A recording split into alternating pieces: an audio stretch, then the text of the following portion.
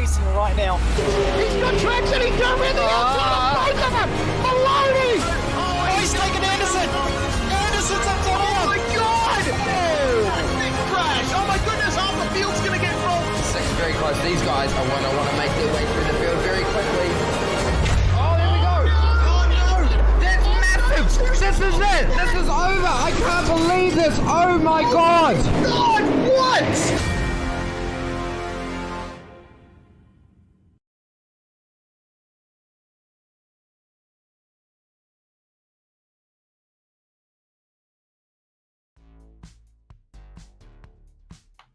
Welcome to Club Day Masters here on SimSpeed TV. We are at Okayama, Japan. Free track on iRacing.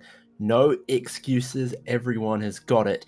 So let's see what the drivers of Club Day Masters can do tonight. Two classes of racing, again, TCR and MX5.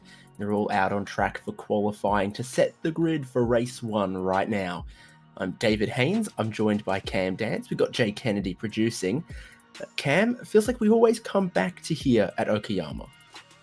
Yeah, we certainly do. We've been here in various different series, and we've seen it in previous seasons as well with Club Day Masters, is that this track seems to always be on the calendar in some sort of a series, and at the end of the day, it does really produce really good racing as well. So it's just one of those tracks that you're going to often see and often know, and just the fact that it's going to produce really good racing tonight is going to be an extra.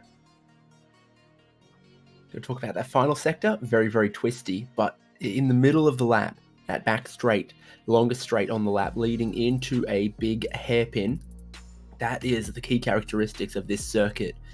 But passing is normally relatively tough, but not in the kind of cars we're racing. So here it is. I've had a peek before. It's tough to find it on Google Earth, but trust me, it's there. Narrowing in on it. And here we are. Same layout as was used for Formula One in 1994 and 1995, both times won by Michael Schumacher and Benetton. But the first corner and the second corner really sweep into each other flat out through the Moss S Atwood curve. Difficult because it goes uphill, therefore kind of off-banked a little bit. But you've got to carry all the speed down the back straight into the tough hairpin braking zone at turn 5, and then it can be a little bit follow the leader through the rest of the lap potentially, but Cam, you've always got to keep an eye out for that tough pit entry.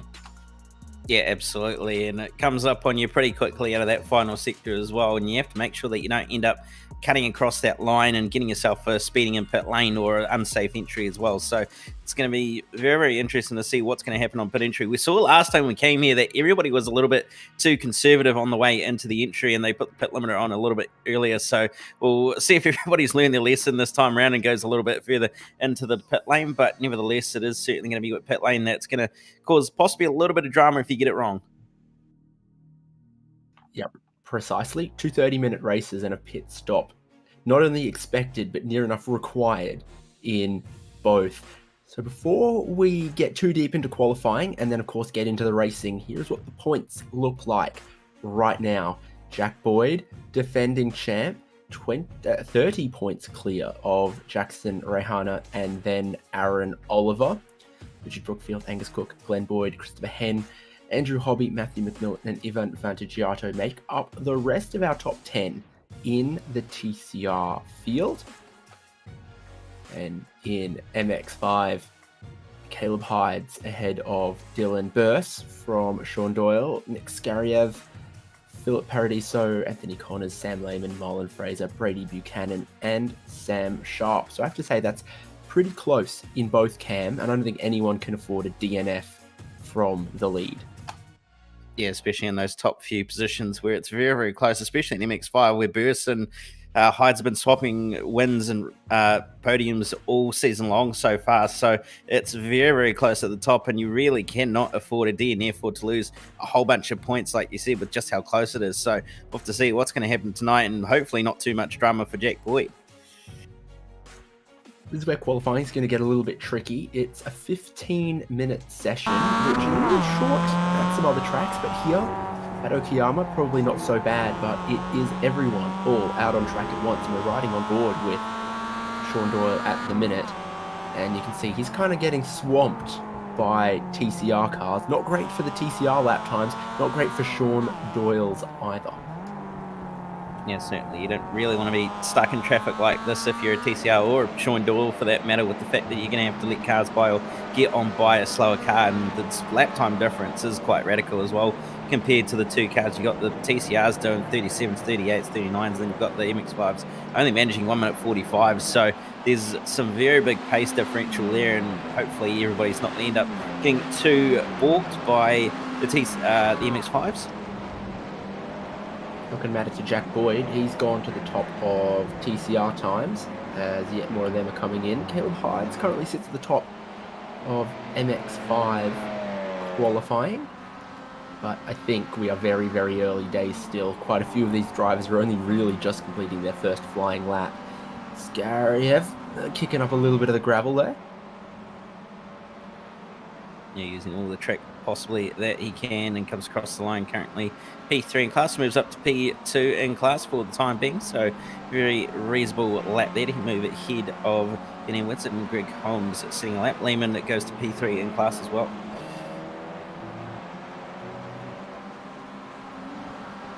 Yeah, we'll get some of that congestion now on the front straight. We've got both the McMillan brothers in the one shot there, but neither of them are going to get a particularly clean lap on this time. In fact, someone's just died in turn one. Anthony Connors looking a bit clearer there. And it's going to be a 1:46.1. Move him up into 8th. Yeah, only his second lap, flying lap so far, so should be able to get a few more representative lap times. And what can Jackson Rehana do, though, currently coming through the final few corners? He's had a little bit of a draft from the man ahead of him. Not too big of a draft, but Jack Boyd just ahead. And Rehana going to come across the line. He's currently P6 in class and sets the lap time of 37.6, and that promotes him up to P3 in the TCR class. Yeah, it does. Vantagiato goes to second. Manif now going to jump up into third, all chopping and changing at this midway point of the qualifying. You can obviously see the Summit teammates together, Rehana and Cook and Rehana through Moss. Is there any car that's not flat out? I mean, how butchered do the tyres have to be on your supercar before it's not flat out through there? I want to say NASCAR's probably not flat, but I could be wrong. There wouldn't be many cars, though, that you would not be flat through there. If you're racing NASCAR at Okayama, you're asking for trouble anyway, I must imagine. That is Angus Cook on screen right now. A bit darker than I remember. He's broken a light bulb or something. Yeah, not quite as bright as we're used to seeing, but he's definitely got the old RGB lighting going on in the background with the blue currently on. And we'll change to obviously purple and green. Nope, it's actually gone the other way. It's gone back to green, so a little bit of mood lighting going on there. Great for just a second. But he's going to get around his teammate there to now be the lead car for the next lap coming up. So Rehana definitely throwing away that lap. Cook, is he hoping that this one's going to be his best? Debatable as to whether that was an off track, and indeed it was an off track, so that lap was not going to count, but they're going to do the swap around, and Cook's going to now be the pull along drafter for Rehana, so we'll see what Rehana can do on this lap. And across the line as Christopher Hennig is P11 at the moment. Didn't improve it on that last lap, but hopefully going to be improving in the next few laps. How close do you want for the pole of MX-5 as well? The numbers I'm seeing are even closer than the number given on the timing tower. So Burst and Hydes have been going back and forth for the pole. Sean Doyle's most recent lap was an improvement to keep him in third. So both categories looking pretty close here.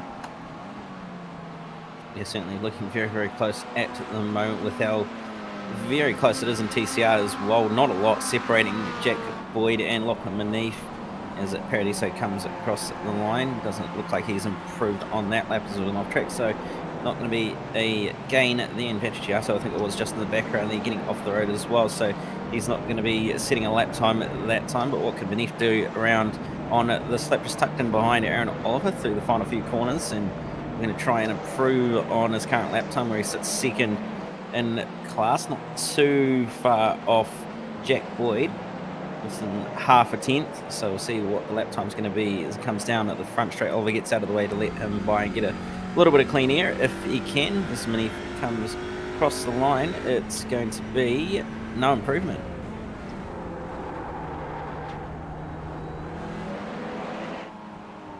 Yeah, only just, I think, there. Lee Harrison finds improvement, Brookfield finds improvement, Hen finds improvement. Track currently 21.7 Celsius. I don't see that changing a whole lot, so I think the improvement here is just from getting the tyres, maybe particularly the rear tyres in the window, and just a bit of rubber going down on track, and drivers getting their eyes in at the moment. I don't think the track conditions or temperature at least is changing a whole lot, but we're still seeing time improvements happen. Yeah, there'll certainly be a little bit more rubber going down as the session goes on, especially with the number of cars on track. So we'll probably see some improvement, especially right near the end of the last dying minutes. But we'll have to see as McMillan comes across the line. And that is going to be an improvement in the fast lap so far. Only 12th in class, so no real improvement there. But not too much further up the road to get to Dylan DeBono in that.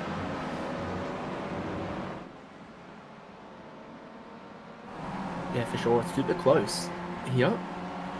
What do you need?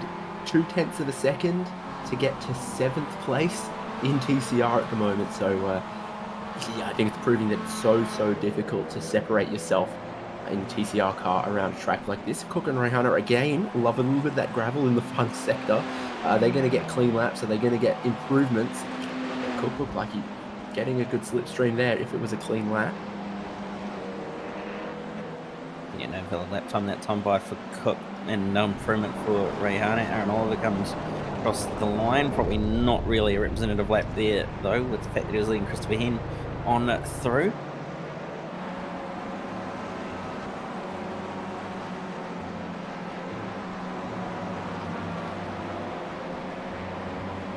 You have to say now, under 3 minutes left, that probably only time for 2 more laps if you can get lucky there. Veggiato on the lane right now. I don't know if we're going to ever see him get out to put another time in session. No, he wouldn't have. Don't think he'd have enough time. That's Caleb Hydes. Just on the tail of Dylan Burris as well, just coming through the final sector now. Burris gets out of the way. I wonder if there was possibly a little bit of drafting going on throughout this lap between those two, and we'll have to see what the lap time is going to be like for Caleb Hydes as he comes through the final corner now, using all the road and a little bit extra. I wonder if that was maybe going to be an off track, just off the grass there, but he comes across the line and it's going to be a 43.560, so not going to be an improvement on his previous lap, but not too bad of a lap. Still probably would have been enough for 4th, but we'll see what's going to happen on this next lap for Dylan Burris as to whether he's going to be able to improve on his time.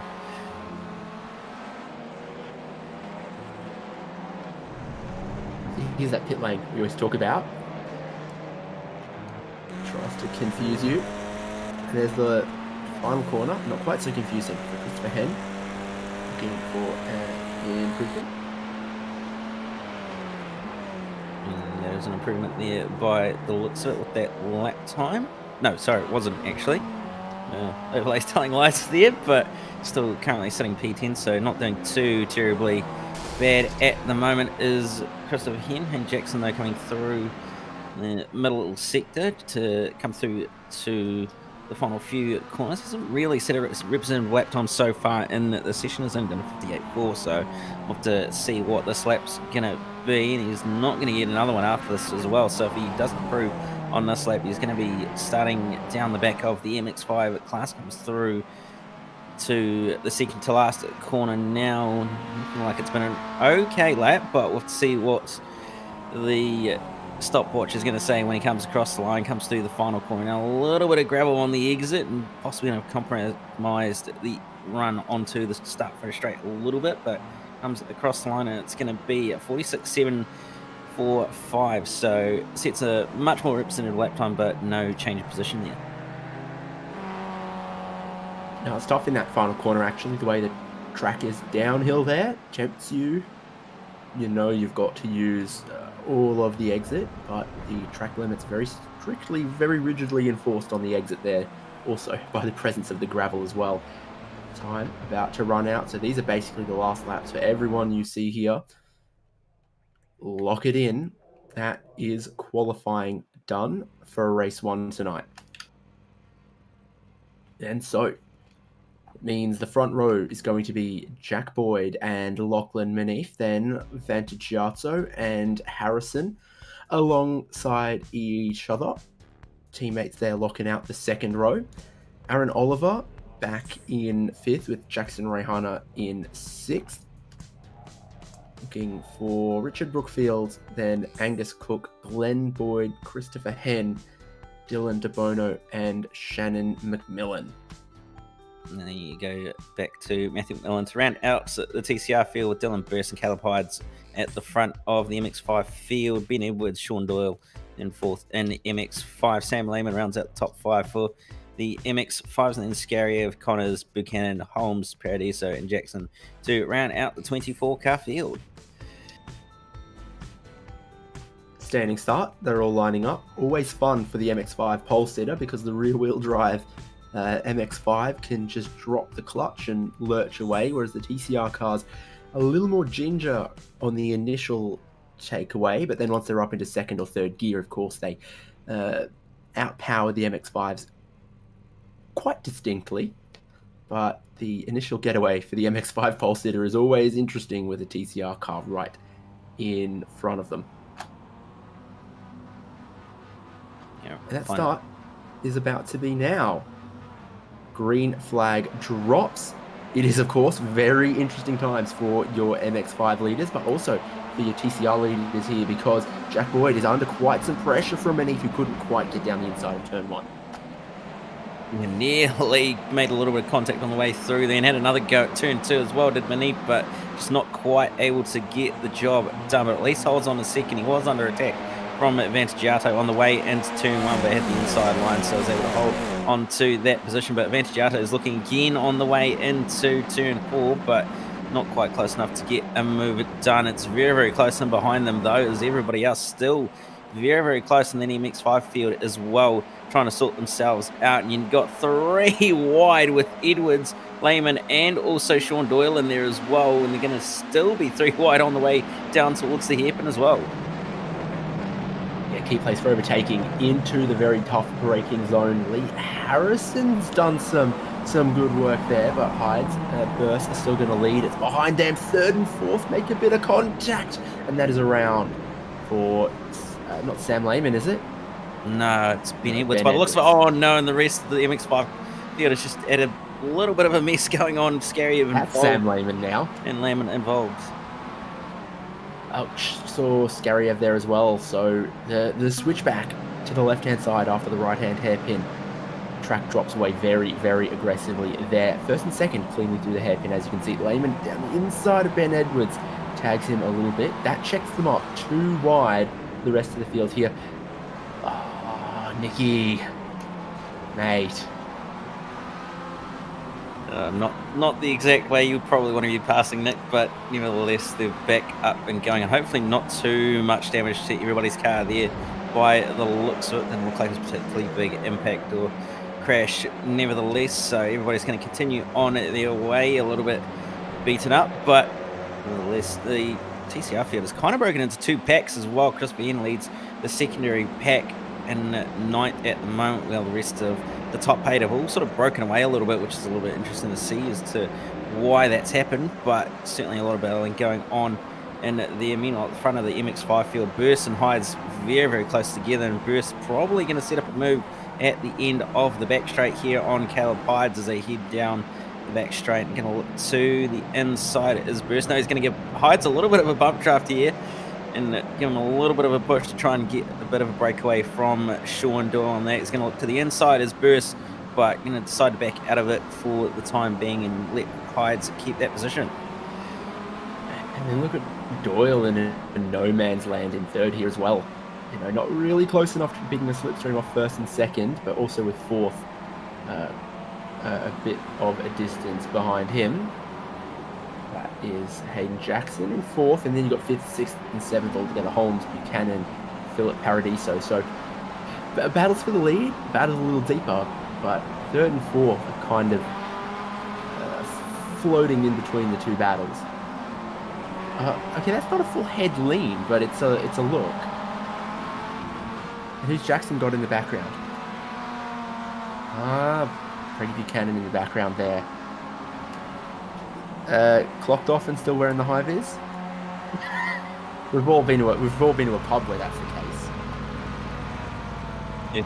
Yes, here you go. It is indeed a high vis polo that you typically find from a tradesman. So he's done the old get off work and straight into the simulator. So doing it the classic way of doing sim racing, and Buchanan currently having, I think it's Paradiso just in behind him, trying to work his way around the outside, but that's not quite going to be the best line through turn one.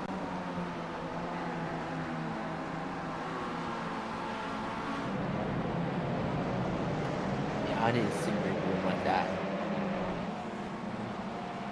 Me and the boys on Monday, sure, yeah, goals. And both of them doing all right for themselves as well in today's race, but in TCR, all action. Here's your Summit guys. Rehana running 6th and 7th, and they are, well, top 8 as a pack, it would seem. Yeah, very, very close as well. No one really making any moves at this point in time. Everybody's sort of been single file for the last few laps. No one's really had any major goes at getting any passes done. So I think everybody's just more or less being patient and just trying to save a little bit of fuel as well, with the fact that they've got a fuel cap in place tonight. So trying to save that little bit extra bit of fuel. And Cook trying to look up the inside and giving Oliver a little bit of a headlight flash, trying to distract him, but going to be no disadvantage there for Oliver. So he's going to keep on soldiering on to try and keep up with Vantagiato, who seems to be building a little bit of a gap, and Harrison as well starting to build a little bit of a gap to his teammate as well. You really got to keep an eye on is the advantage that Jack Boyd's got at the lead, because it's 1 second, it's 1.2 seconds, it's 0.9, it's going back and forth on pit lane here. Freddie Buchanan. Paint scheme much more muted than his shirt. Ooh, action at the hairpin. Evasive action as well from Lee Harrison as Vantagiato and Cook all came in hot 3 wide. Aaron Oliver is around. 3 wide into that corner was never going to work. Vantagiato's in the wall. He's just gone straight on, and then I don't think he's happy.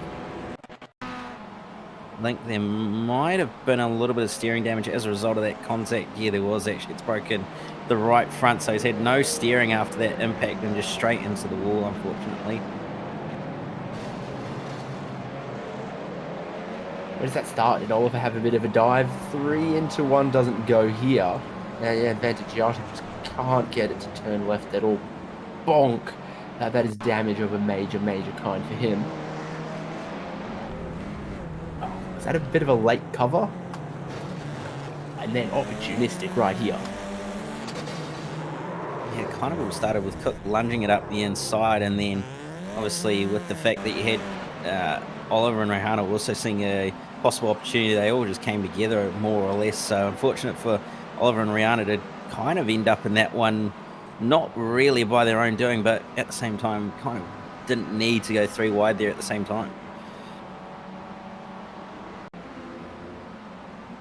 Who's it benefited? Not Aaron Oliver, not Vantagiato.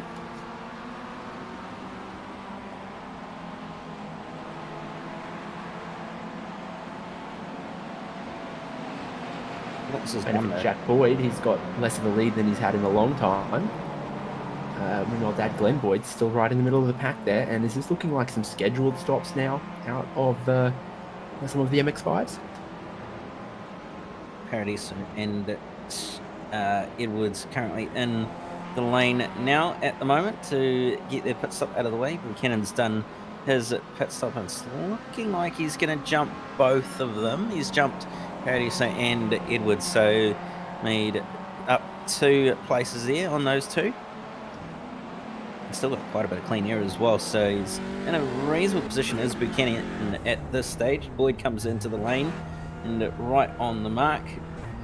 He's had a very, very nice entry, so we'll see where he's going to come out in relation to everybody else, especially with the way that it was looking at the moment, with what that gap was looking like between himself and Maneve. Rayano and Cook have come in, as well as McMillan, so a few more starting to get their pit stops out of the way. And you don't need to tell Jack Boyd how to attack that pit lane. It looked textbook from on board, as of course some others decided to join him. Meanwhile, Maneve and Lee Harrison, they've got to go full attack on these laps to try to overcut their competitor, the pole sitter, the championship leader, the defending champ. Boy. Aaron Oliver didn't see much damage on his car, despite the fact he kind of got slid sideways for a bit. Oh, it's pretty much clean. There's no damage to it at all, I don't think. Maybe some minor paint scratches, but I don't think there's actually any physical damage to the car, so it might be okay for the moment to just carry on and not lose any sort of time. But we'll have to see where he's going to end up popping out in relation to Jack Boyd and everybody that was around him. Was he racing at the Bend this weekend? Can't remember what Aaron Oliver gets up to. I can tell you Richard Brookfield is getting up to a pit stop, so to Nick Skariev. What an adventurous race he has had so far. And Ethan Harrison on the lane as well. I wonder if everyone else is going to follow them. Certainly starting to look real busy there. We've seen previous rounds some drivers go a little bit too long and get burned when that safety car comes out. So I think everyone's seen the leader pit and decided to react to it because they don't want to be on the wrong side of the safety car.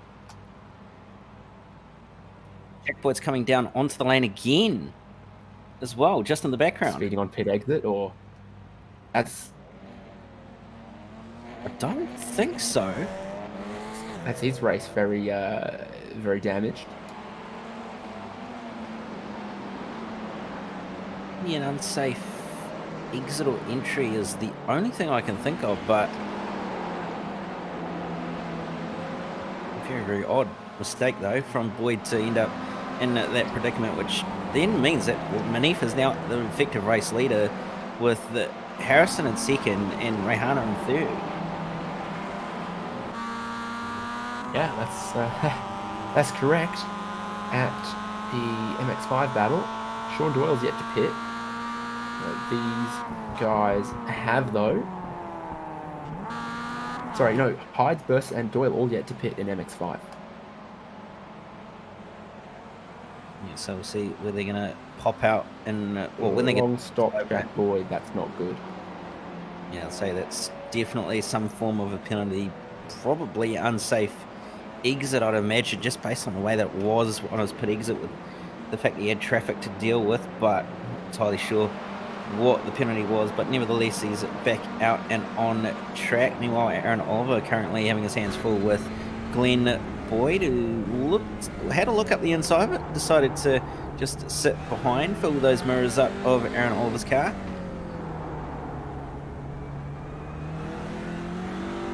Bono gets in TCR, which means he's going to cycle back into his rightful place, and then he will go through into the lead, and we'll have a more adjusted picture of what everyone's doing in TCR. And it's more confusing at the moment still. With TCR, everyone's made their pit stops. Right on cue though for MX5, here comes your leading cars. So 2 leaders plus Troy and Doyle coming onto the lane now, so we'll see what's going to happen and who's going to possibly end up switching positions. Maybe we'll have to see what's going to happen, but you'd have to think that the order won't really change between these two, but we'll see what's going to happen nevertheless. And we'll see where Brady Buchanan's also going to come out in all of this as well, just coming into the final sector now as everybody's just coming in, and that's almost perfect timing for those 2 MX5 leaders with the fact safety cars just come out. I think they were still going to come out ahead of Buchanan, but it's very lucky for them that they didn't go a lap longer. So Manif, the TCR leader, Lee Harrison in second, Jackson Rayhana there in third. And of course, Angus Cook, Aaron Oliver, etc. are all going to front shot behind. And then here is our top three in the MX-5s. Caleb Hydes, Dylan Burse. They're going to have Jack Boyd and Richard Brookfield between themselves and Sean Doyle on the restart. So, well, if the problem for Jack Boyd is what we think it was, at least for him, it happened before the safety car, because now, all those 40 seconds, the extra pit stop, he's going to get to catch back up, but he's still going to be in an awkward little position of having some MX-5s between himself and all the other TCR cars that he's going to have to battle in the sprint after the restart. Yeah, certainly going to be very, very busy behind that wheel of that TCR car on the restart, having to deal with those MX-5s. And then also, we've seen him do it before, though, haven't we? Yeah, we have. And there's the safety car, but where is the truck, Jay? Oh, there it is. Yes, a beautiful safety trucks beside the circuit here. You can't miss it. There's even an LED sign in the middle there. Safety first. Buchanan knows that, safety first. He's wearing the perfect caution shirt. Yeah, he actually is. With the fact that he's got that high vis on. A couple of MX-5s getting waved around so that all the MX-5s get to be on the same lap. Jack Boyd and Richard Brookfield don't get any such privilege in TCR because they're actually where they are, rightfully for position. But you can still see as the field is going to get caught up behind the safety car. Cannon is not there just yet. Just coming through turn 2 now, so he's got a little bit of work to do to catch up to the tail end of the train, which is just coming through turn 5 now. So it's got to get a little bit of a hurry up, and so the rest of the MX-5 class to try and catch up to the back of the train.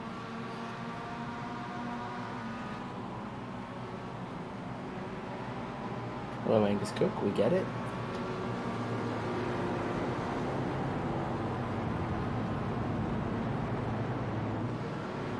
Well, who's big winners and big losers out of the pit stops, out of the first section of the race? I think you have to say Jack Boyd, ouch, and Aaron Oliver went backwards a little bit as well, didn't he?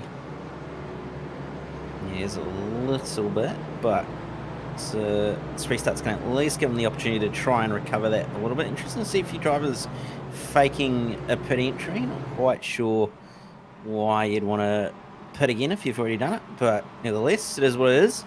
But yeah, there's certainly been quite a few movers through this field, not only after the pit stops, but just in general. There's been a few who have moved up the order. Obviously, Angus coming up 4 positions, and you've obviously got as well Glenn Boyd up from 9th in the grid to 6th, so 3 positions gained there. Dylan DeBono up to 7th from 11th, so and quite a few drivers moving their way up the order as this race has gone on.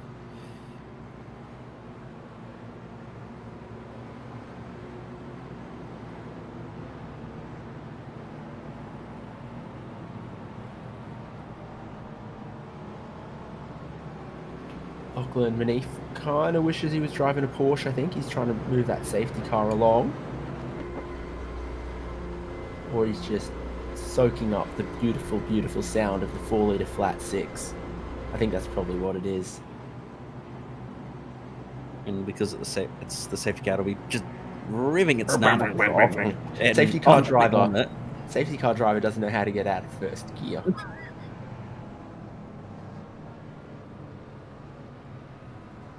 It's not Barney, it's Barney's safety car driving cousin.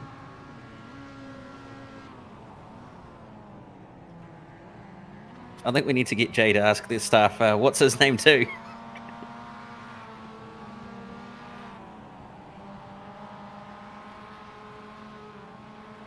Don't know. They also need to get him to wear a helmet, I think. Yeah, I must admit, he does look a little a little weird with the massive headphones on and a cap on. Almost looks like he's going for a bit of a Sunday drive.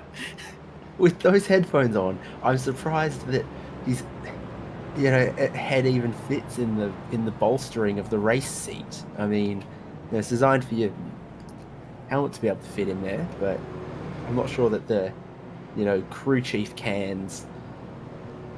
Oh, I don't know. But maybe he needs them to protect his ears from banging off the limiter in first or yellow. Probably, right?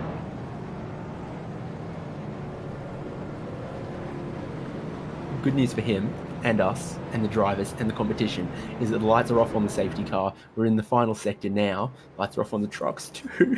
And he's going to be coming into the pit lane, and we're going to be, a 10.5 minute dash to the end. Should be 7 or 8 laps. Manif leading, Harrison in second, Jackson Rehana in third.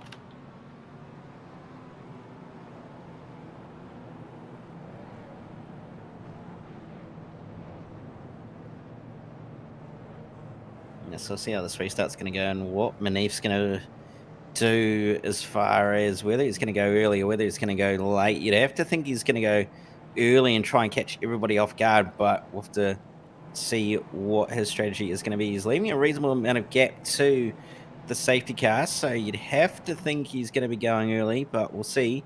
Let's back them right up to pretty much pit lane speed. So we'll see what's going to happen. Does he decide to go early or decide to wait? He hasn't gone yet, so I'd say he's probably going to go as late as he can. Yeah, now he goes. He really did make them all wait. Now Lachlan Manif.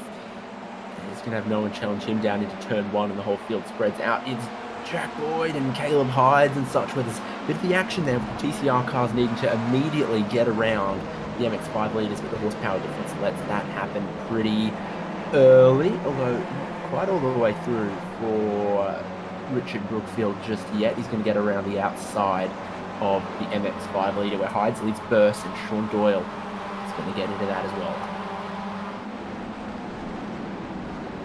Yeah, so pretty much all the TCRs now through on the MX-5 class, and we'll see what's going to happen at the front of the field. Those are all single file and very close together. Sven looking to try and gain a little bit on De Bono and try and get a move done possibly. We'll see what he's going to do. The hairpin looks to the inside, but not going to be close enough to get a move done that time around. So he's going to have to sit in behind De Bono for a little bit longer, but he's looking very, very racy at the moment. Up the inside goes Caleb Hydes on Dylan Burst, and he's going to get that move done to move into the lead of the MX-5 class. But we've seen these two go back and forth very, very regularly, so we'll have to keep an eye on what's going to happen. There's a little bit of biff and barge going on between De Bono and Hen. Hen's going to end up drawing alongside De Bono and try and hold it around the outside at one of the hairpins, and a little bit of contact, and that's going to result in him getting shuffled back. Everybody else has to check up behind. Bantagiato sends it up the inside of McMillan, and he'll gain in place out of that. McMillan runs off the road, and Boyd's going to dive past as well. Yeah, picking up 2 positions so far on this restart for Jack Boyd. Meanwhile, Lee Harrison, he's gotten himself ahead of Manif. Rehana's in that picture as well. I think it's been a horrible exit from Manif, but he then immediately sends it back down up the inside of turn 1, because the outside for turn 2, so he's not well placed through here to make a move back on Lee Harrison. Rehana tried to set himself up for a good exit. Nothing really eventuated on that one. Aaron Oliver's trying to show his nose as well through the S's towards Atwood. This corner here where you kind of want to pick up a late apex. You want to get as much speed as you can onto the straight. Oliver's shown us his willingness to send down the inside of the hairpin before. He certainly has shown us before. As to the inside goes Rihanna, and thought a move was possibly going to happen there on Aaron Oliver, on Lachlan Manif, but it wasn't going to happen. And up the inside as well went Angus Cook on Aaron Oliver, so that move is completed there, and he's going to gain a place, but looking very racy is Aaron Oliver, and still trying to want to get that place back as well.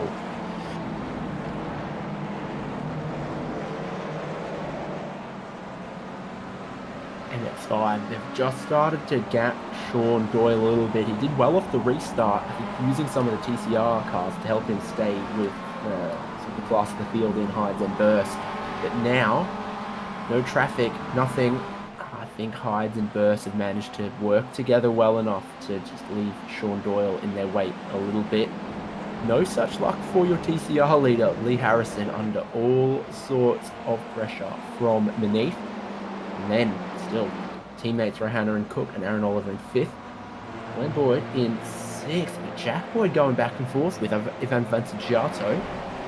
And who is Jack Boyd? I think Jack Boyd's in position to grab that one. Almost a little bit more biff and barge with the S's there, but then that's going to be the inside here for Jack Boyd. And he parks it.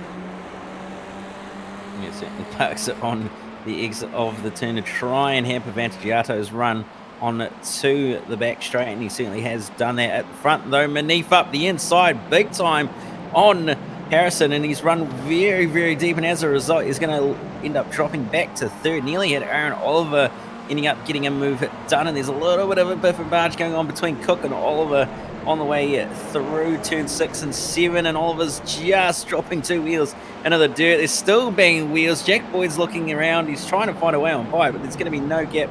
Glenn Boyd, sorry, but there's going to be no gap available there for him to make a move.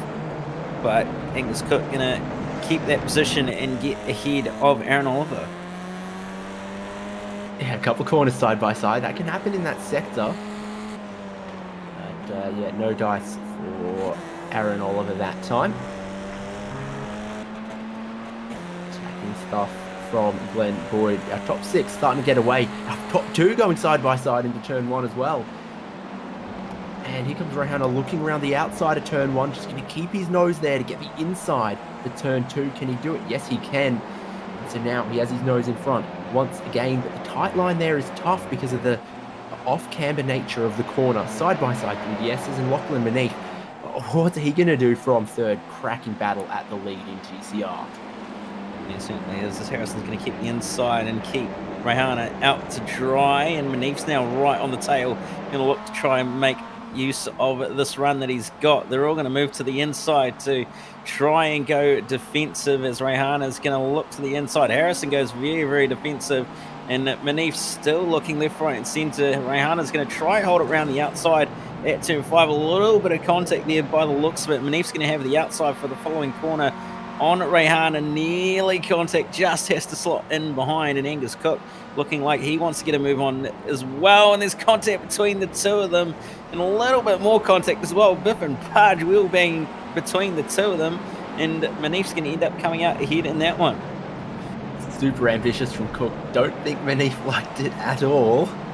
And the guys behind are still trying to figure out how they can position themselves to pick up the pieces if the guys in front come together without also getting caught in the same accident. It means your top 2 are going to get away, and you can count it from here. 3 more laps, I think, for Harrison. Rohanna in 2nd as they get past the MX-5 very easily. Great job there, Hayden Jackson, I think it is, making sure he doesn't get tangled in the nonsense that is going on for all of our top cars in TCR. It's certainly a lot going on in that front to mid pack of Hi to my TCR, family at home. Jackson Jackson Rohanna. Just a casual wave in the middle of a corner from Rohanna there, as he's locked in battle with Lee Harrison, and he's going to try and get a move done here on the back straight on Harrison. I'm not quite sure if he's going to be close enough by the time they get to the braking zone of the hairpin, but we'll have to see nevertheless as to what's going to happen. He's going to sit station, and he's not going to get a move done, but behind them it's all going off. On the back of Manif gets him a bit out of shape, and again the chrome horn from Angus Cook, who's not going to give him anything this time. I think the favour's probably going to get returned down here like it was a lap ago. Oh, not quite. But now Oliver's going to get a good run. That was kind of foolish, I think, from Manif, because he's then given up all of his momentum, but then held the inside once again. Boyd in line immediately behind, with Bono and Hen joining the party as well. What is this, 3rd to 10th? Everyone gets an invitation to the party. Definitely everybody getting an invitation at the moment with the way that it's going. Angus Cook looking very, very focused as well on the Zoom feed.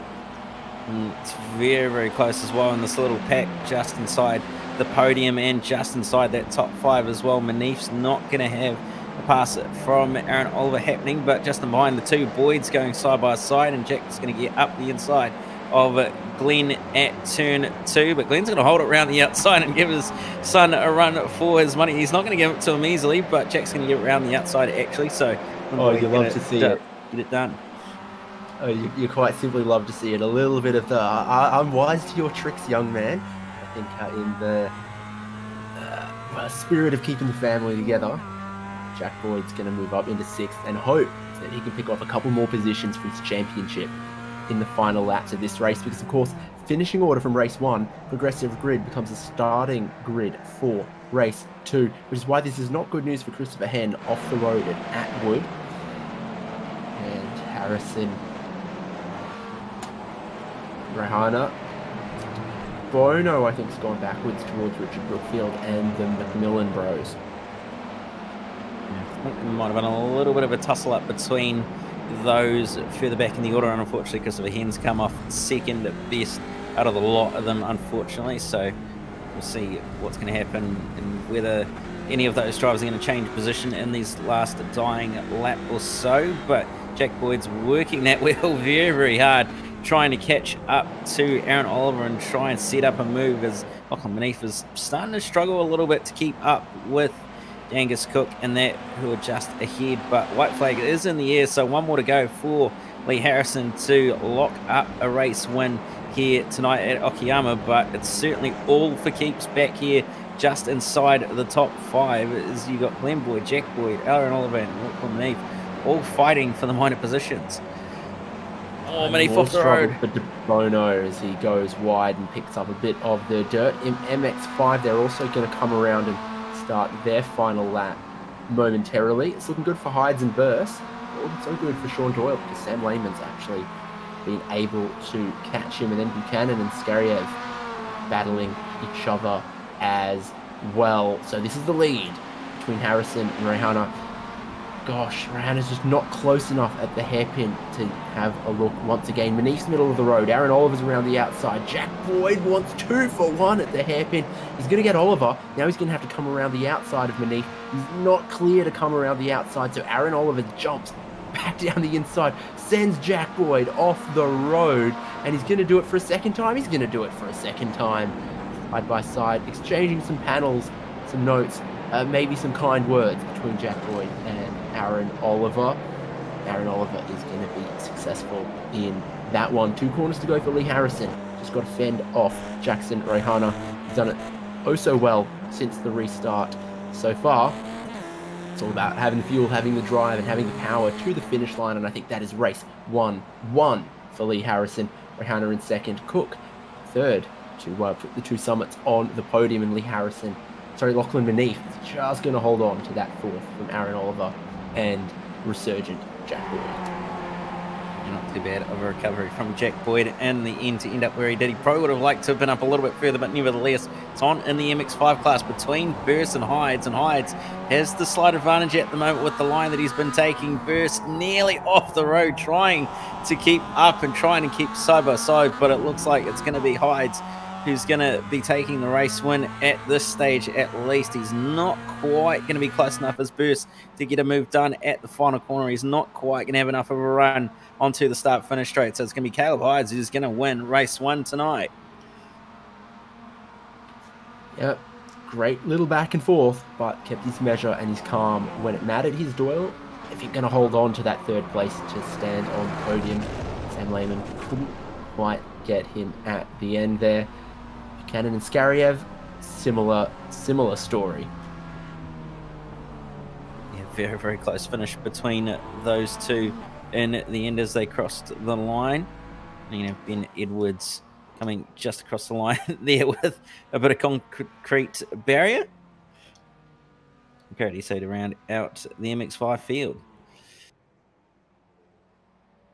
So, results.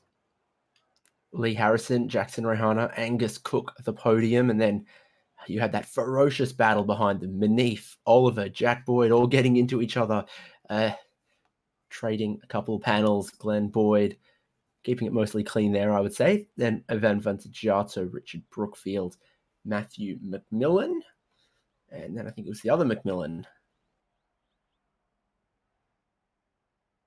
Yes, it was Shannon McMillan in 11th from Christopher Henn, and then Dylan DeBono.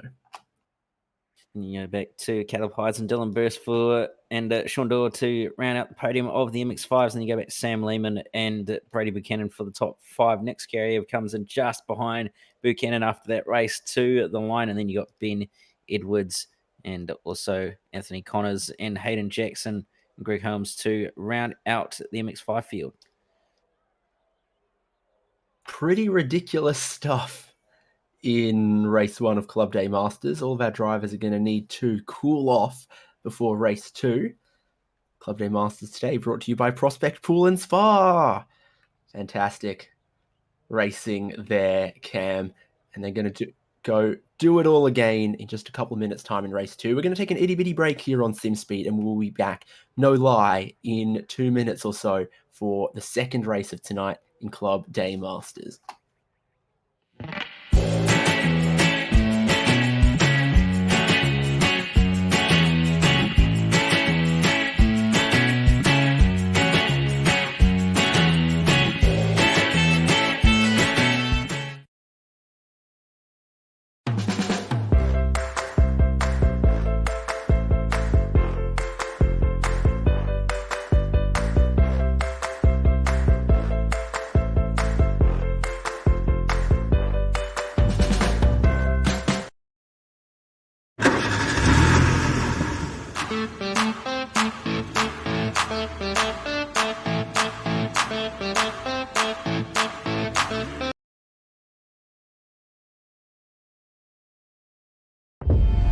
There's a story on this island.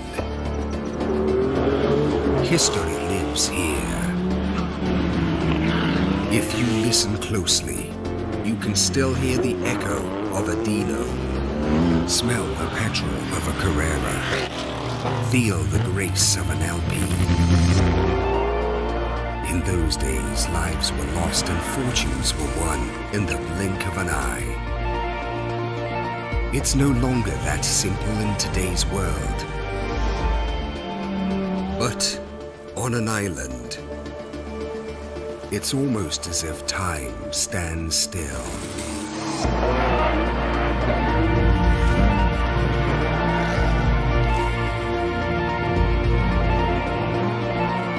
Honoring the past by racing into the future.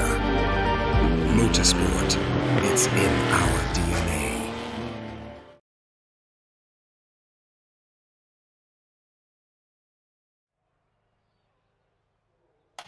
Hope you didn't stray too far, because we are back ready for race 2 of Club Day Masters in just 90 seconds. They are going to be gridding up to do it all again. Another 30-minute pit stop dash around Okayama International Circuit, formerly TI Ida, formerly Pacific Grand Prix, formerly many things. But what it almost never is in touring cars like these is boring Cam Dance. Yeah, absolutely. It's been a very, very exciting night so far, and it's only going to get better, I imagine, from this point onwards. So looking forward to seeing what race 2 is going to hold and who may end up coming away with the win here. Obviously, Jack Boyd is going to be starting down in that middle of that TCR field as well, so he's got a little bit of work to do, but nevertheless, we'll wait and see who's going to end up winning race 2. I mentioned it earlier, but Club Day Masters brought to you by all of these Digital Marketing Tribe air conditioning sales and manufacturing, today specifically presented to you by Prospect Pool and Spa, but as always supported by Palmer's 24/7 race control, SimWorks race simulators, Extreme Air Conditioning, KP Air, Rinaldi, and Automotive Towing. And you saw those as well during the break. And they make Club Day Masters happen, and the drivers make the action happen. They're going to do that just about now, as we click across into race 2, the drivers are going to line up on the grid in the order that they finished race 1. So picking up a couple of those positions late on was very important for Jack Boyd. Otherwise, he was going to find himself super deep on the grid for this one, Cam. Yeah, it certainly was, especially with the fact that he ended up getting that penalty in that race. Luckily, the safety car helped him quite a bit, but nevertheless, he's going to try and work his way forward as best as he can. As you've got the grid on screen, it is the finishing results of race 1 as well. So we've obviously got Lee Harrison, Jackson Mariano, Angus Cook, Lachlan Manif, Aaron Oliver, and Jack Boyd on the first 3 rows. And then you've got Glenn Boyd, Van Vantagiato, Richard Brookfield, Matthew McMillan, and Shannon McMillan, and Christopher Hen before you go back to Dylan DeBono to round out the TCR field. Yeah, exactly. So then Caleb Hides is going to start front of the grid for his class. Same with Dylan Burst then in second. Sean Doyle, Sam Lehman, Brady Buchanan, Nick Scarriev, Ben Edwards, Philip Paradiso, Anthony Connors, Hayden Jackson, Greg Holmes. Here they go. And here they go. Smoke in the air as the drivers rev up, drop the clutches, release the handbrakes, depending on what kind of car they're driving. But a great jump from Lee Harrison. No troubles for him. It's too wide behind, though, and DeBono already into the fence as looks like Cook and Rehana are going to go side by side. He just got tagged on the way into turn 1, and that speared him to the left. Unprotected concrete barrier there. Yeah, so DeBono's car probably going to be not in too great a shape, but it's on at the moment. Manif looking around the outside of Rehana at turn 4. And he's nearly going to manage to make it work. A little bit of contact as well in there. And Glenn Boyd as well going to get a move done possibly on Aaron Oliver as they head down the back straight 2x2. And there's been a big crash and Dylan Burst massively crabbing. Someone lost their wheel and it decided it did go for a stroll, go for a ride. So that was a lot of damage for someone. And we could also see that the second place man from race 1, Dylan Burst, was massively damaged, and he's going to struggle to even make a pit stop now and get to the end on fuel from here as well, which is not good news. Not good news. It looks like Brady Buchanan that the wheel has come from. He might have been okay down the straight, approached a right-hand corner, and that would have halted his progress. More trouble again for Burst, who just cannot keep a hold of that thing. Yeah, really struggling with the way that thing is crabbing at the moment. It's nearly pointing 45 degrees to the right-hand side of the track, so he's really going to need to be careful and nurse that thing back to the lane to get that pit stop done. And like you said, he might have to do a secondary stop as well with the way that the fuel cap has been placed. But Manif going to get around the outside of Aaron Oliver, and he's been shuffled back as well by Jack Boyd. So Jack Boyd's made up a place already and is already on the back of Jackson Rehana. He's not looking good for Manif here as well, as Oliver's looking down the inside of him. There goes Rehana into second. Now they're going to try to all park it in front of Jack Boyd in fourth. Aaron Oliver's right at that bumper of Manif and almost helping him around at Wood Curve. We're going to see a bit of bump drafting from Rehana and Cook here. I think that's what we are seeing. Jack Boyd, therefore, just holding the regular racing line. So we'll see him have to get out of it and go around the outside.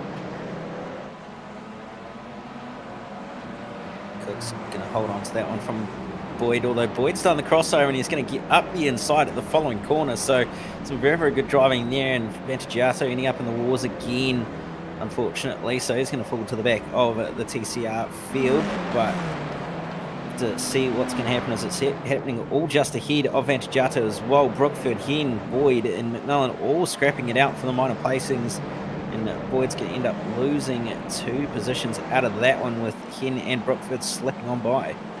Also saw the iRacing guys sort of getting into each other a little bit there. Let's take another look. Let's do virtual racing school.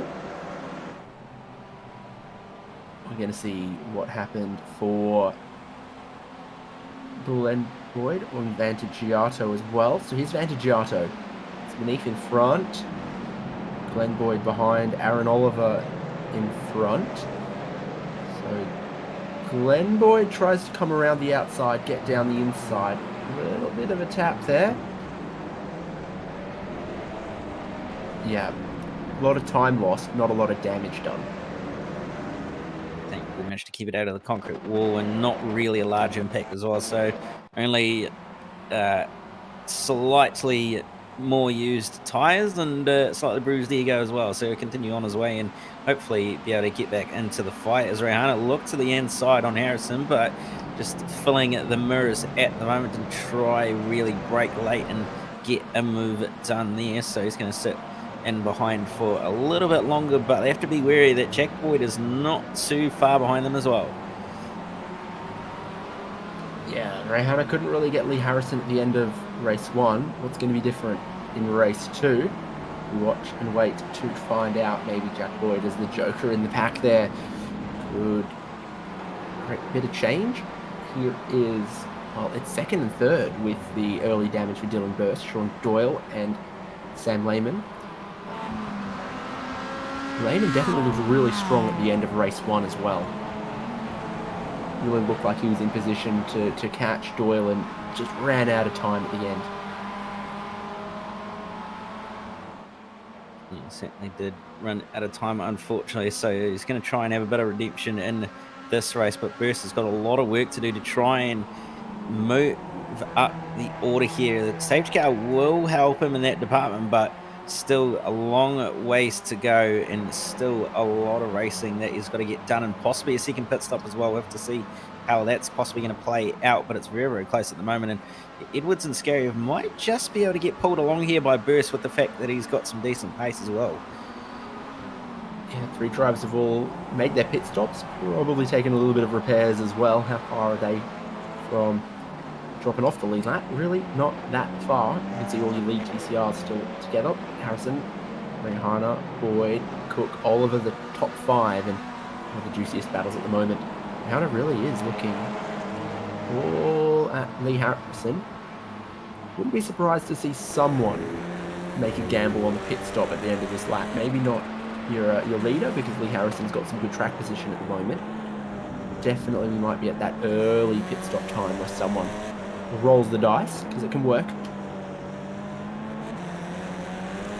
It could work just rolling the dice a little bit, but still have to remember that you've got to, and there you go, it's Rehana and Cook and the 2 Summit cars deciding to come down onto the lane this time by, and we'll see where they're going to end up popping out in relation to the MX-5 class. And Vantage Giasso also coming in as well, so he's in for his stop, and the 2 Summit cars going to use the clean air that they can to their advantage before that safety car comes out. Sam Lehman decides he wants to do something different to Sean Doyle as well. Aggressive on the pit in. Got to be careful. While smoking the final sector. 100% sure what that one's from, but I think some of the drivers pitting and some of them staying out has been good news for Jack Boyd, because now he's up in a second, right with Lee Harrison. Boyd has been flying. He really has been flying at the moment, and he's got a lot of pace, and he's going to try and make up another place here on Lee Harrison. He's not going to get the move done this time around, but he's looking very, very quick and looking very racy at the moment, and wanting to try and move his way on by into the race scene. They have to be a little bit careful as well, because they've got that pack of Burst, Scary, Evan, Edwards just up at the road as well. Patient at the moment for Jack Boyd, whose front bumper we were riding along with. Seeing those cars in front of them, I think is going to tempt a lot more of these guys into reacting and taking the pit stop. No guarantees, but just a hunch, just a feeling, as the top 3 now all come into the pit lane. So Harrison, Boyd, Aaron, Oliver to join the 2 Summit cars, so that now what was our top 5 now all on the lane. What a unique pit lane alarm it is here. It's actually not the typical siren that you normally hear. I'm actually it's slightly less annoying. I like it. Yeah.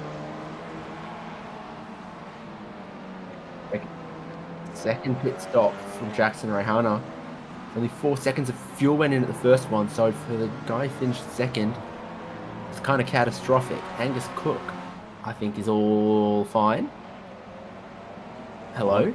I want us to race off pit lane as well with Lee Harrison and Jack Boyd. They've come out at the same time, and Boyd's going to have to go around the outside at turn 1. He's going to have the inside for turn 2. I'm wondering if there's maybe going to be a penalty hanging over Harrison's head with an unsafe exit, but we'll have to see what's going to happen next time around. But very, very close on the pit exit, and Jack Boyd is the big successor out of that one. Yeah, to the net lead for Jack Boyd. Sean Doyle now reacting to Sam Lehman, who is at speed and coming through the final corner of the lap. Doyle rolling, yeah, Doyle's rolling on pit lane now. So definitely still be close. Has the early pit stop worked out in favour of Lehman? I think just. It's going to be very, very close in the end, and certainly has worked out in his favour.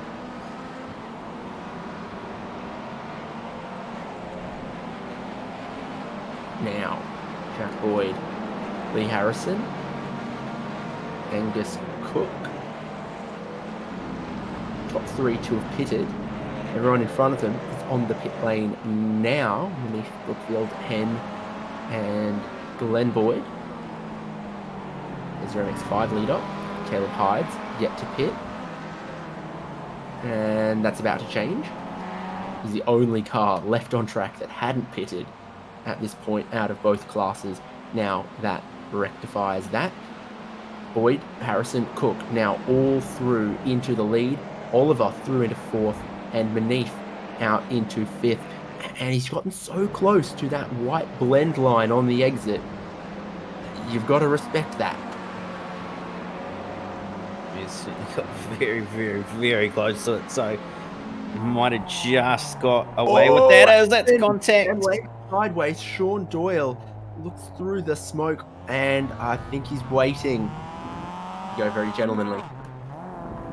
Not things that first came to mind when I saw his picture, but very, very sporting. Doing the right thing in the I think end. he's So well rate. I think that's what we're seeing.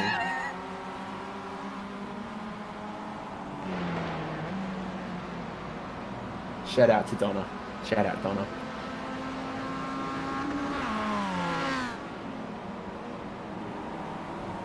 So, but then battle will resume though, and it's still for 2nd and 3rd in class. They're battling a bit further back over some other positions. Specifically 7th at 8th is Paradiso. Did he miss a gear or something and have a bit of a slide in the final corner? Really lost a bit of speed. It got confused Ben Edwards, who had to take a bit of evasive action, but is still going to carry enough speed to get down the inside and grab a position. Skariev could be next as well. yeah, certainly could it be next.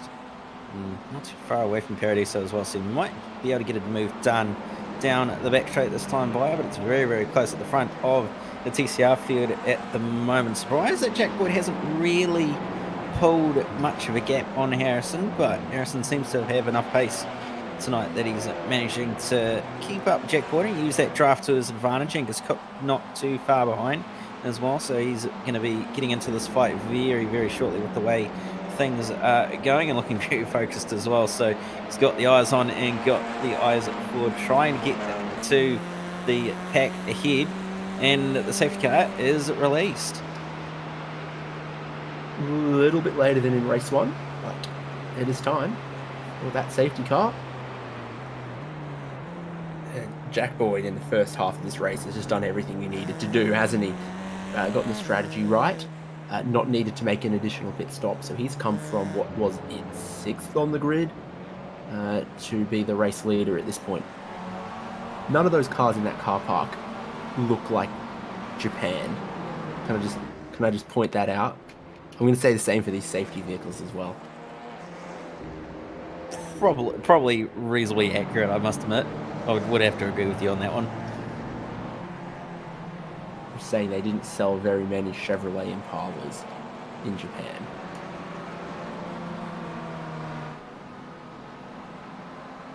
Here's Dylan Burse on the pit lane for a second time. Pit lane open? No, it wouldn't be.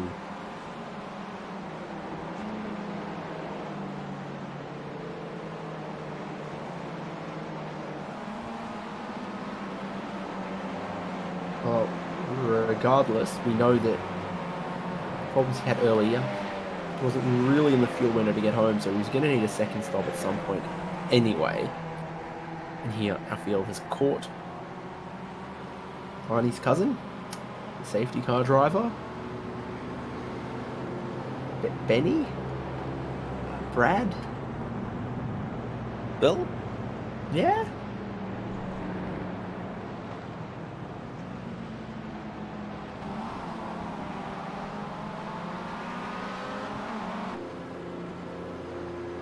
Joseph?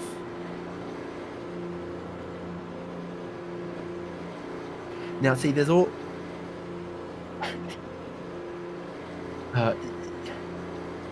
there's all kinds of books, baby name, how to name your baby for, this, that, whatever. No one's made a book that's, list of baby names for trackside safety workers. The gap in the market, and I'm going to claim it. Oh, no. A couple of MX-5s getting a wave around there, because it will always happen where the safety car picks up the overall TCR leader. Can sometimes cause a split between the next class, the MX-5s. They get a bit of free real estate.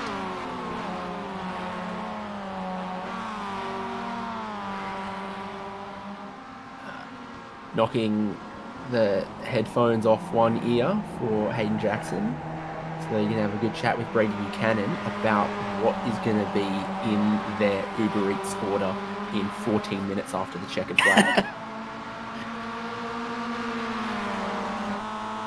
Of course, it's all going to depend on who finishes where. We'll see who's won. Hayden Jackson in 5th, Brady Buchanan down in 10th. I think it's going to be on Brady Buchanan's account. So Hayden Jackson is probably saying, no, I said Zinger Stacker. I definitely said Stacker and upsize. Other brands of fast food are available. Who doesn't? You wouldn't say no to the Zinger Stacker, though. Let's be honest. I had it Thursday, it was my birthday, and it was, I don't know, it just...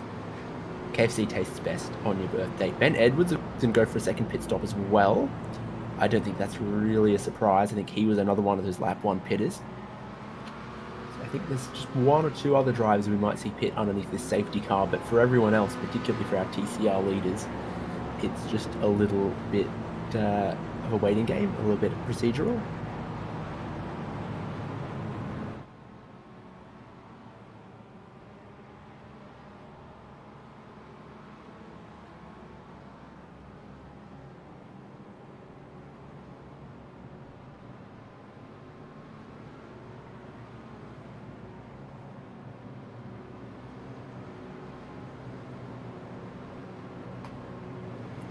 It being Japan, though, maybe they're going to get a bit of sushi or something. Bit of miso soup.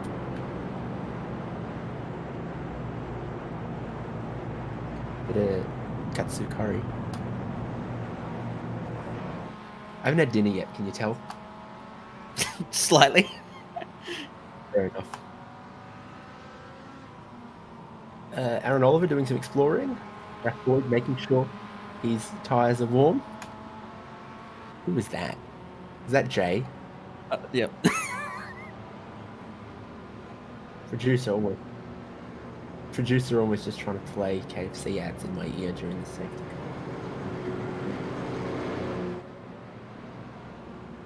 Stop distracting me, Jay.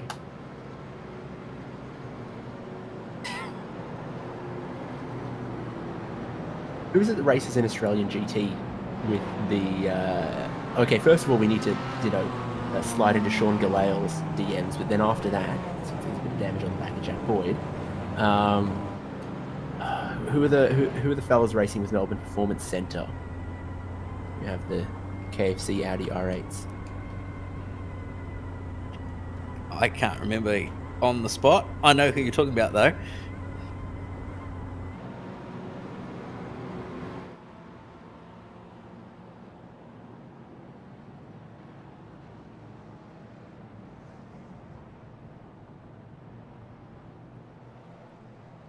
Put all of that in a box and push it to the side and open it in 12 minutes or so, because we're about to go racing once again. Mr. whatever the safety car driver is called refuses to respect the correct pit entrance, and now he is going to get out of the way of Jack Boyd, who is doing the same thing he always does, making them all wait. Lee Harrison and Angus Cook, their eyes on stalks, waiting for right now when Jack Boyd puts the power down and takes us racing again. This time, probably only going to get 7 more laps of Okayama. It's good news for Jack Boyd. Bit of iRacing side by side in the background here. Who have we got right behind beneath? That looks like Hen and Brookfield going side by side. He's going to end up coming out on top in that little battle as well. Although Brookfield's going to hold it around the outside, so you might actually end up doing it in that one. And he looks like he's going to get it done. So he's going to move ahead of Christopher Hen and Vantagiato, trying to get in on this, as well as Jackson Rejano had to make that other stop as well. So he's having to move his way through this field off this restart. It's a single file affair at the front, but Vantagiato's sizing up Christopher Hen and also Richard Brookfield, but he's only going to get Christopher Hen this time around, as Hen's going to try hold it around the outside at the hip, but he's going to the inside for turn 6, and Vantagiato's not going to give this one up easily. He's still going to continue to hold it around at the outside. A little bit of contact between them, and Glenn Boyd's going to slot on by. So is Rehana. Boyd's going to end up in Vantagiato off the road again.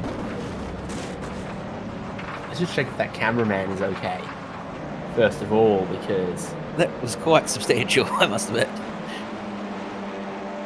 Really tested the wide angle end of the camera on that one. Unfortunately, as that looks like probably day done for Vantagiato. Another lap led for Jack Boyd, though. Pretty successful restart for him. The pressure is on for Harrison and Cook and Oliver behind, who are just a little bit closer and beneath.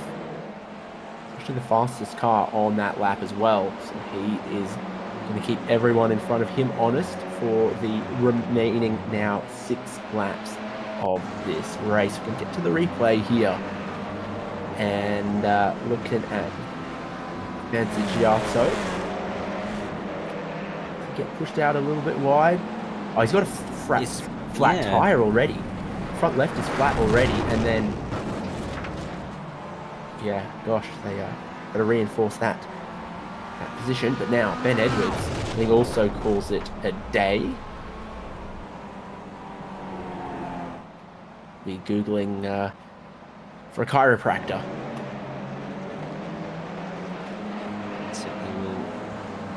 They're on at the mid end of the field as Rehana's trying to get on a bike of Hen around the outside at turn 7. He might not quite be able to do it, but he's going to have a little bit of momentum on his side as a result of holding that outside line. He's going to sweep around the outside, contact between the two of them wheel to wheel, and lucky to get away with that one. Doesn't look like anyone's got any major damage as a result, but could have been much worse for them there if it had gone a little bit more pear-shaped. Sean Doyle currently P3 on the tail of Sam Lehman in the MX-5 class, trying to work his way by a little bit of contact on the bumper through the back end of the circuit. He's just going to sit in behind for a little bit longer, but certainly is sizing him up for a move at some point.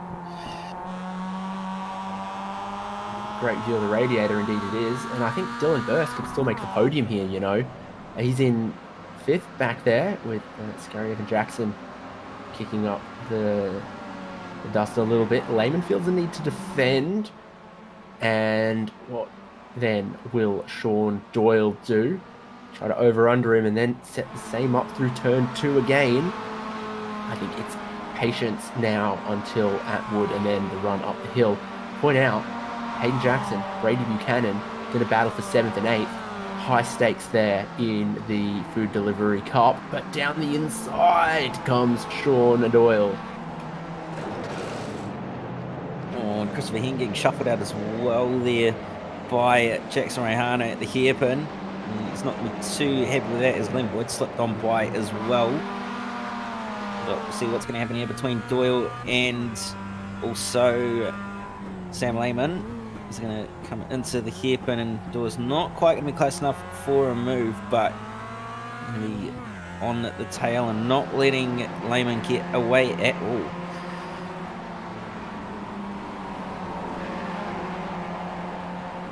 So really using all the track, letting the tail hang out a little bit there.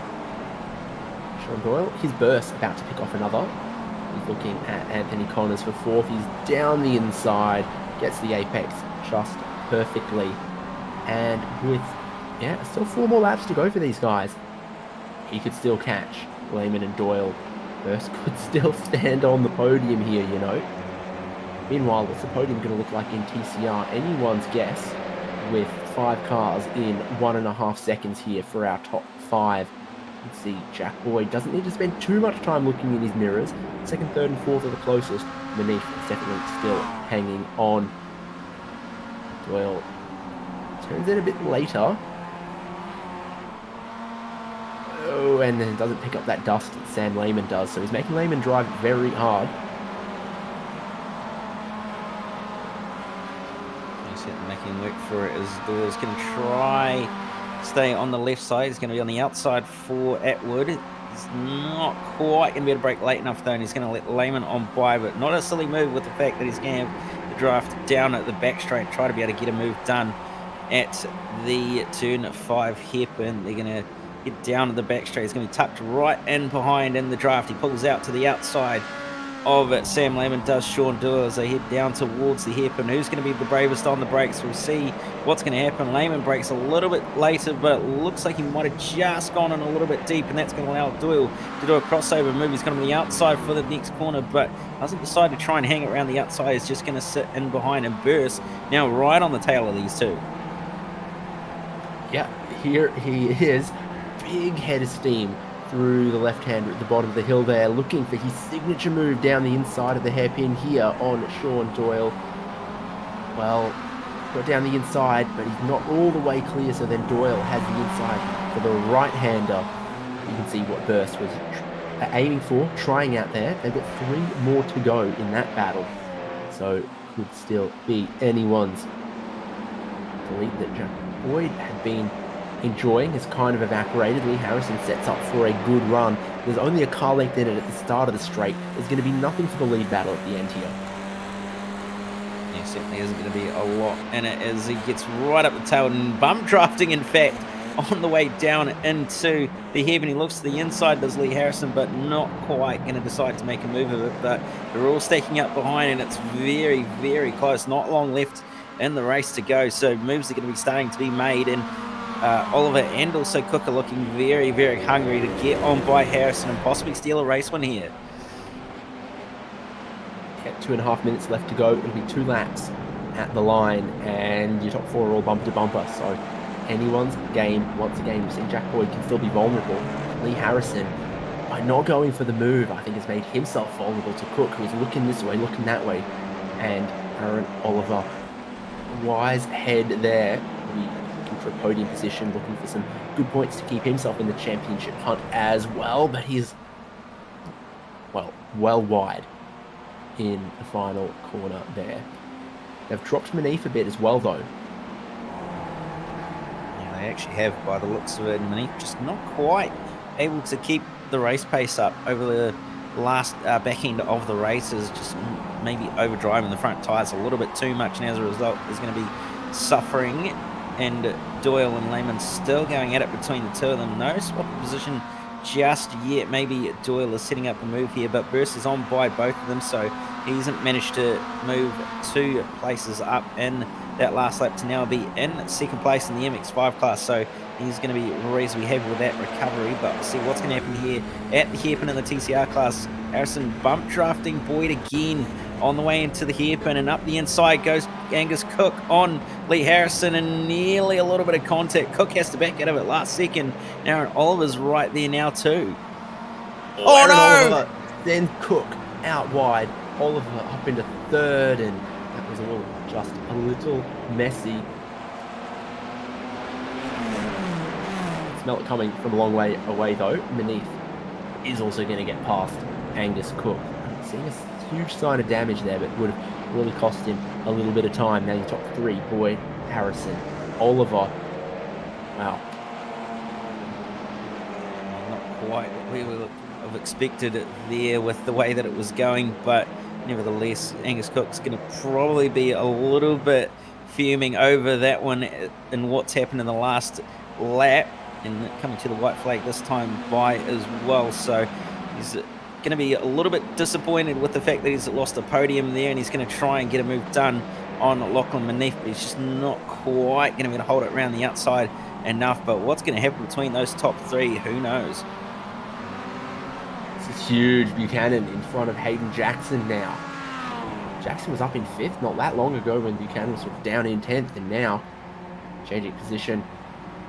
Shannon McMillan, I think, has run out of fuel and needs another stop here. This is the top three for the last time towards the hairpin. Jack Boyd, is he far enough ahead of Lee Harrison? Further than he has been before. Yeah, a little bit bigger of a gap, so there's going to be no move at the hairpin between any of those three this time around, and Manith's going to hold on at the hairpin from Angus Cook as well. Richard Brookfield's right in that little battle as well, so we'll see who's going to end up being the victor there, but it's looking more or less done, but it's not at the front as Harrison is trying to set up a move on Jack Boyd, but he might just run out of corners here. Second would still put Lee Harrison as the round winner, you'd kind of think, wouldn't you? Was how Oliver looks up the inside. Surely there's no way they can get around Jack Boyd now. Race 1, not what he wanted for championship leading Jack Boyd, but for race 2, what a drive back up into the lead and then to hold on to it all since the restart. Race 2 belongs to Jack Boyd from Lee Harrison and Aaron Oliver. I think Scarry is out of fuel there. And Manith Brookfield comes through. A couple of the MX-5 cars off the lead lap, but your MX-5 leaders still going.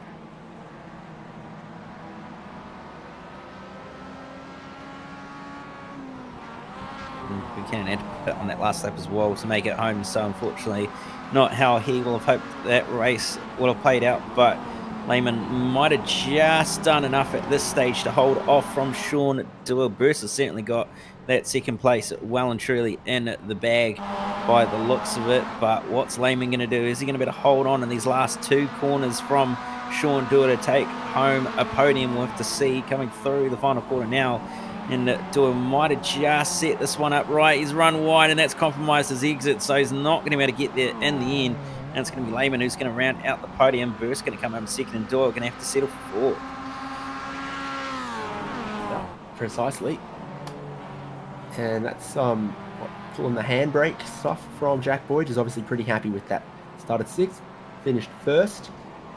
They do some drifting at this circuit, so normally not on the long layout where he's at, but he's still happy nonetheless. So it's a win for Jack Boyd from Lee Harrison, Aaron Oliver completing the podium. Good stuff there from Jack Boyd. Good angle. Manith, Cook, Richard Brookfield, Jackson Rehana making a bit of a dog's breakfast of the pit stop, unfortunately, in this race. It's something you've absolutely got to get right. If you want to take the big points, then Glenn Boyd in 8th, Christopher Hen and Matthew McMillan, the only TCR cars that finished ahead of the MX-5 field. You got everybody else in the field rounding out the 24 car field, and it was all sorts of battling going on. It was guessing who was going to end up where, and in the end it was very, very close. Unfortunately, Scary of ending up a lap down as well, and Greg Holmes, Vance Giata, and Edwards and DeBono all unfortunately being the DNFs in the field.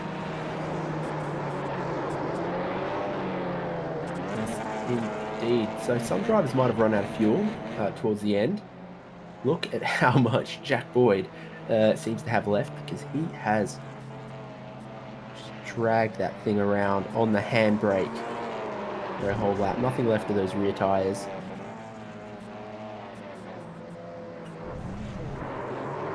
Not going to make a pit entry. No, don't kill another cameraman. Okay, he's good.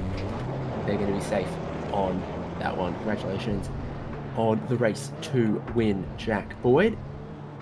He will make it back to pit lane. This time next week for Club Day Masters on SimSpeed. Oh, that looks a lot like Daytona to me. Is that not? Ooh, Daytona International Speedway. Fantastic. Let us now, though, grab a word or two with some of the drivers. Cam, we've got a couple standing by. Yeah, we certainly do have a few standing by. I think we should first go to... I'll put you, Cam, with Caleb Hydes, our MX-5 winner. Alrighty. We'll drag him up, and there he is. Caleb Hydes, 2 wins in the bag tonight to further extend that championship of yours. You've got to be pretty happy with that. Yep, pretty happy with that. Another good round to get both wins. Yeah, happy with that. So good championship points, and can't wait for the next round. Certainly, it was very, very close in race 1. Not so close in race 2 with, unfortunately, what happened to Burst. Did you see what happened behind you in terms of what happened at turn 4 in that second race, or was it just too far behind you to get any idea of what ended up happening?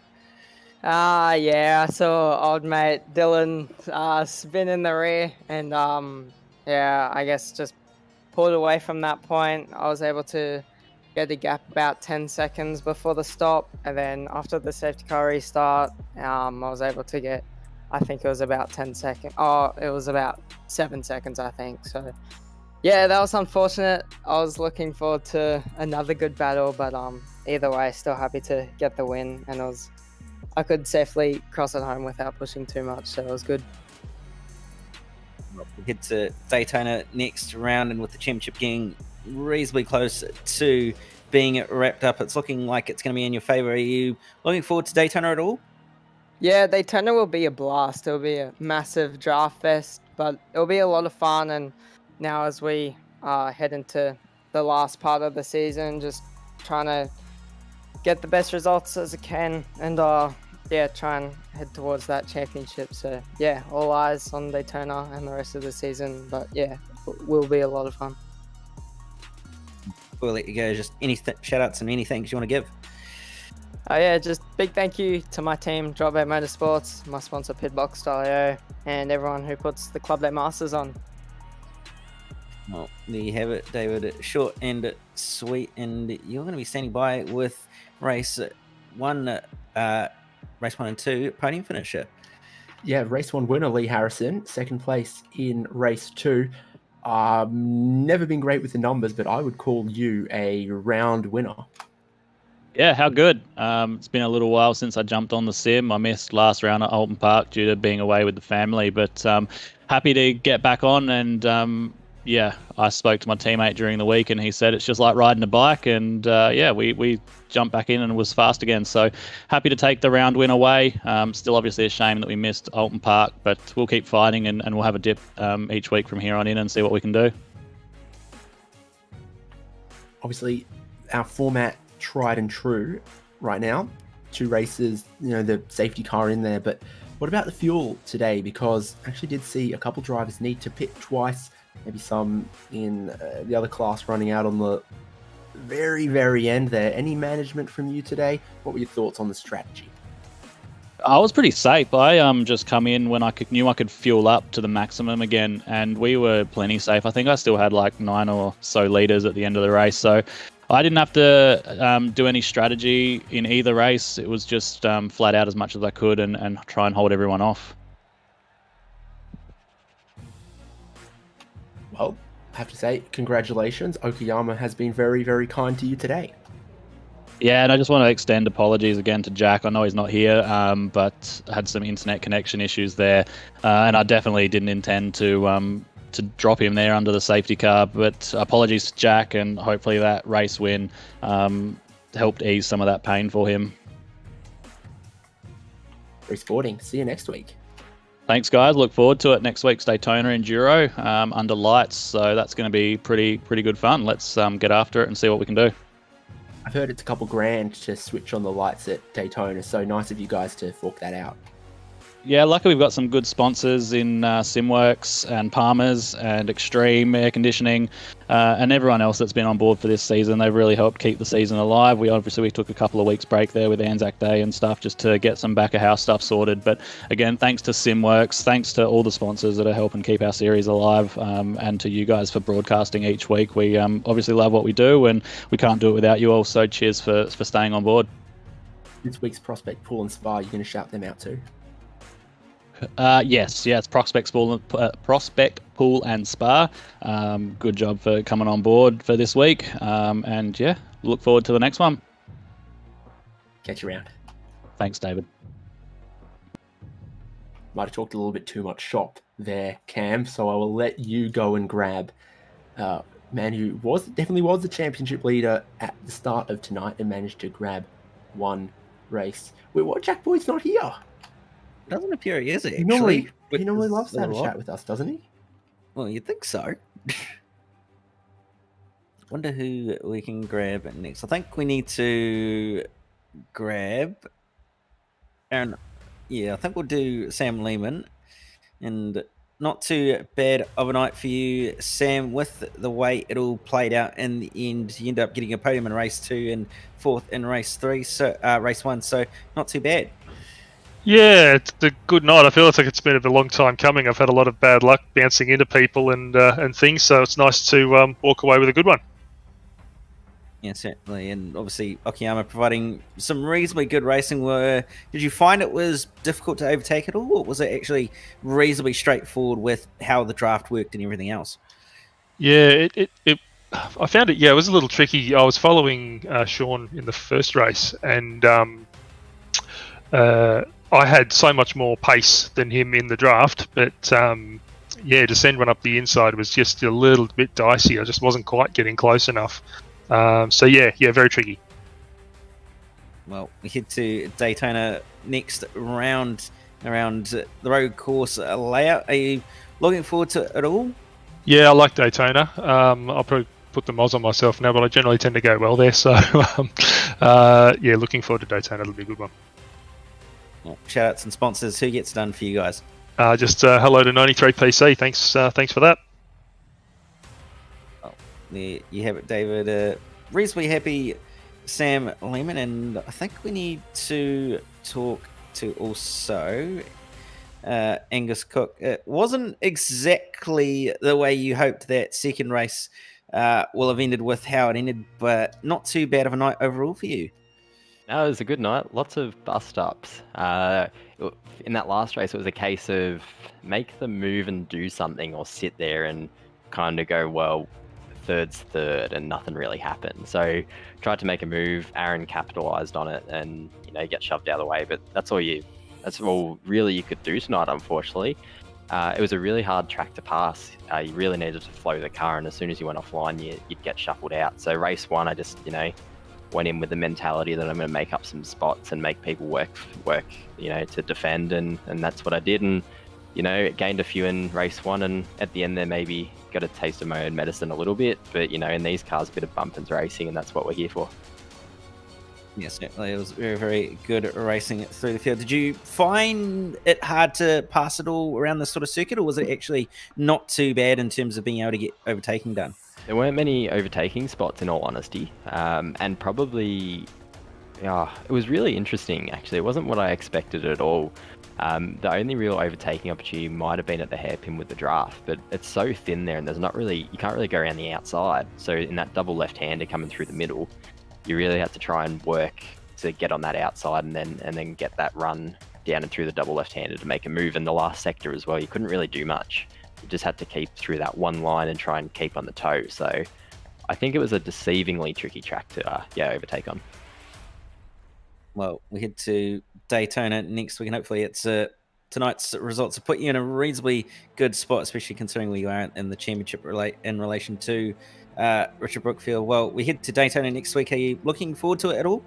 Yeah, we were just chatting about it then. We should take out the bus stop and see what happens. But I don't know what might, go on with the MX-5s intertwined with us. It could be, 2 runs to the line on that last lap with 2 classes of cars, and it might be mayhem, and we might not even realize until the last moment. So it'll be a new challenge. It's a bit of a long track for these cars, and draft is going to be key. Not necessarily using it to overtake, but just waiting and buying your time to the end.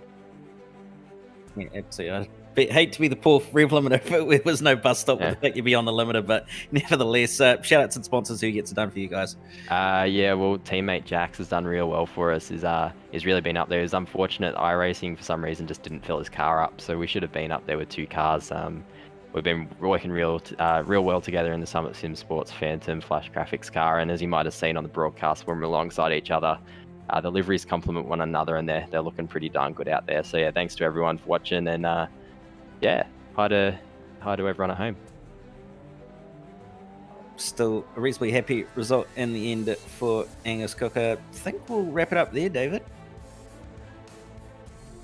Makes sense to me, Cam. Good night of racing. 2 races, plenty of wheel to wheel, and not always easy, as we heard.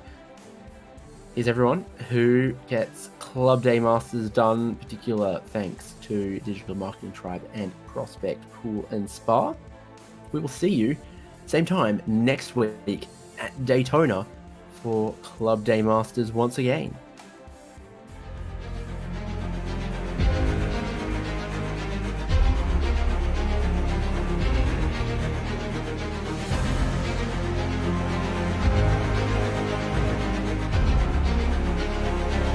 This is fantastic. This is GT racing right now. He's got traction, he's got rid of the outside of both of them! Maloney! Oh, he's taking Anderson. Anderson's up to him. Oh my God! Big crash. Oh my goodness, half the field's gonna get rolled. Section's very close. These guys are want to make their way through the field very quickly. Oh, there we go. Oh no! That's massive! This is it! This is over! I can't believe this! Oh my God! God, what?